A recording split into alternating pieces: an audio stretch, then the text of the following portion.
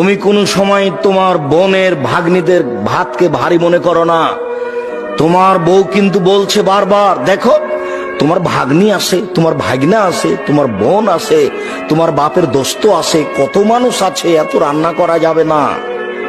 এই বলে তোমার বউ তোমাকে বলতে পারে, তুমি শোনো, একদিন আল্লাহ তোমার রুজি দিচ্ছিল শুধু তোমার হাতে, তারপর বিবাহ করলা, তোমার হাত দিয়ে এবার দুইজনের রুজি হলো।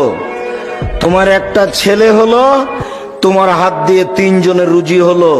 একটা মেয়ে হলো, তোমার হাত দিয়ে চারজনের রুজি হলো। ভাগ্নে এসেছে, 5 জনের রুজি হলো।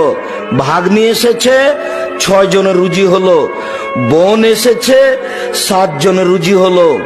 ভগ্নিপতি এসেছে, 8 জনের রুজি হলো। তোমার হাত দিয়ে আল্লাহ ব্যবস্থা করছে, তুমি করো, আল্লাহ বরকত দিয়ে দিবে।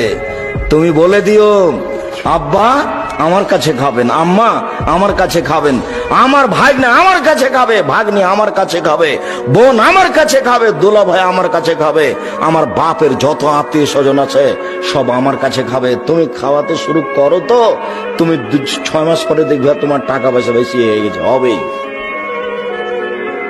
এর নাম বরকত। মন সংকীর্ণ করো না। বহুদিন আগে বলেছি, তোমার বউকে হতে হবে তোমার মায়ের স্বভাবের।